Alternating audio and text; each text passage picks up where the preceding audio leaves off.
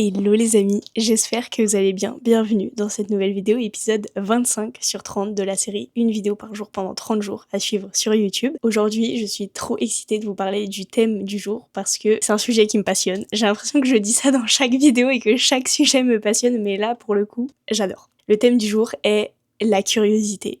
Je pense que je pourrais débattre de ce sujet et parler de ce sujet avec des gens pendant des heures. Je crois sincèrement que la curiosité est une qualité sous-estimée à notre époque, alors qu'elle peut nous emmener très loin. On parle beaucoup de discipline, de motivation, mais pas tant de la curiosité. C'est pas un mot, un sujet que je retrouve beaucoup, et donc j'avais vraiment envie d'en parler.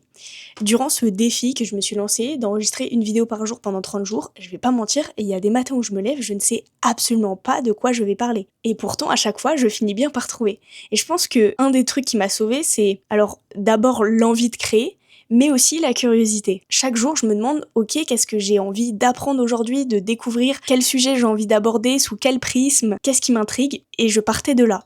Aujourd'hui, j'ai envie de parler de la curiosité, mais pas seulement comme une qualité cool qu'on pourrait avoir, mais comme une vraie philosophie de vie et une manière d'aborder les choses. Petit aparté très rapide, comme pour la vidéo d'hier, j'ai écrit un article détaillé que vous pouvez retrouver sur Substack, dans lequel je vous partage des clés pratiques, des exercices à tester ou pour vous challenger et les coulisses de ma réflexion. Premier lien en description de cette vidéo. Alors tout d'abord, mettons-nous d'accord, qu'est-ce que la curiosité ? J'ai l'impression qu'on confond trop souvent la curiosité avec l'intelligence aujourd'hui. Et pour moi, la curiosité n'a pas tout à voir avec l'esprit. C'est certes un état d'esprit, mais je dirais même un état d'être, une posture en fait, une manière d'aborder le monde. La curiosité, c'est décider consciemment de rester ouvert à ce qu'on connaît pas encore et même de se diriger vers ce qu'on connaît pas encore. Aujourd'hui, j'ai l'impression que à l'ère numérique, on a tendance à s'enfermer dans des schémas de pensée ou vraiment rester dans le connu.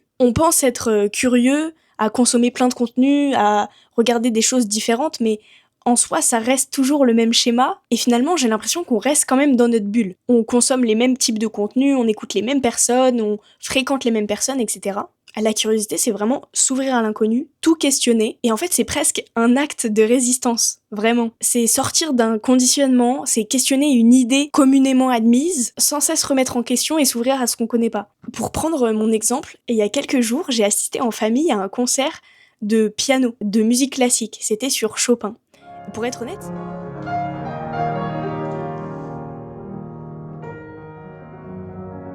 j'y allais en sachant que ça allait être une expérience très nouvelle.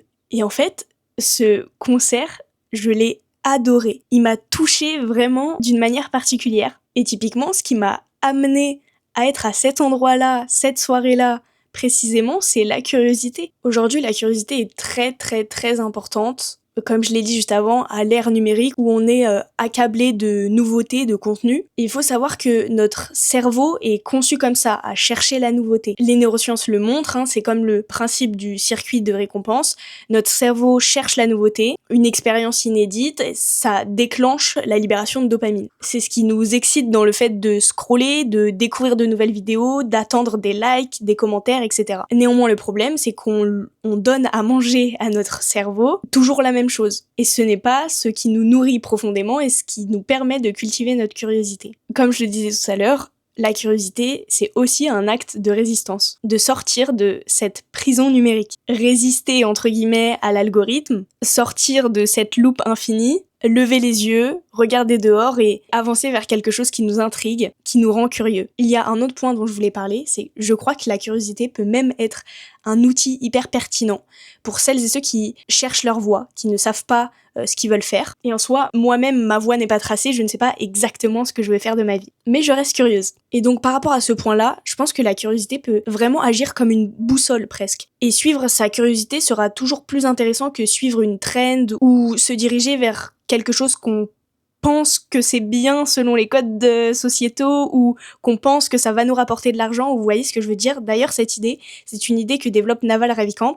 Il dit, je cite, « Suivre votre curiosité intellectuelle sincère constitue une meilleure base pour votre carrière que de suivre ce qui rapporte de l'argent en ce moment. » C'est une phrase qui m'a marquée. Et encore une fois, c'est un état d'esprit, une posture, une manière d'aborder le monde. Et moi, je suis vraiment persuadée de ça, que si on suit notre curiosité profonde, ce qui nous anime, ce qui nous enthousiasme, alors on ira plus loin, On tiendra plus longtemps, on aura plus l'énergie pour faire les choses que de suivre quelque chose qui nous anime pas vraiment. Maintenant, comment cultiver sa curiosité concrètement? Je vais vous partager ce que moi j'expérimente ou les outils que je mets en place. N'hésitez pas à en rajouter dans les commentaires si vous pensez à d'autres choses, je serai ravie de vous lire et très curieuse. Apprenons ensemble, avançons ensemble, c'est le but. Le premier point que j'ai noté, c'est consommer du contenu qu'on n'a pas l'habitude de consommer.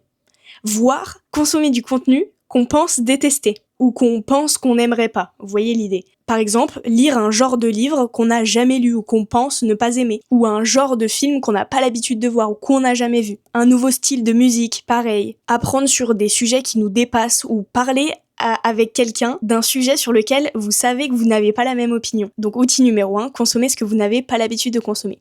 Deuxième outil que j'ai noté, s'ouvrir à la nouveauté et à l'aléatoire. Ça peut être typiquement, il y a un exemple qui m'est venu en tête, aller dans une librairie et prendre un livre au hasard, même peut-être sans lire la 4e de couverture. Ça peut être prendre un chemin différent pour rentrer chez vous, découvrir un nouveau parc, un nouvel endroit, passer la porte de la nouveauté. Et je pense que prendre l'habitude de faire ça, ces mini-expériences, ça entraîne notre cerveau à s'ouvrir à la nouveauté, accueillir l'inconnu. Troisième point que j'ai noté, c'est explorer la culture et nourrir sa culture. Je parle de la culture au sens cinéma, théâtre, musée, livre, donc littérature, expos, conférences, etc. Il y a vraiment de quoi faire. Alors certes, je suis consciente que tout ça peut coûter de l'argent et que ça peut être une limite, tout comme le milieu social dans lequel on a évolué. Mais je pense aussi qu'il existe beaucoup d'alternatives, gratuites notamment, et si on cherche, on trouve. Typiquement, les musées qui sont gratuits les premiers dimanches du mois, si je dis pas de bêtises, ou d'autres jours dans la semaine, les conférences en ligne, les cours à suivre sur YouTube, les documentaires sur YouTube, les bibliothèques, etc. Je pense vraiment que l'argent ne devrait jamais être un frein à la curiosité. Comme j'ai dit, la curiosité, c'est un état d'être, une posture, une manière d'aborder le monde. Et enfin, 4e outil, c'est poser des questions.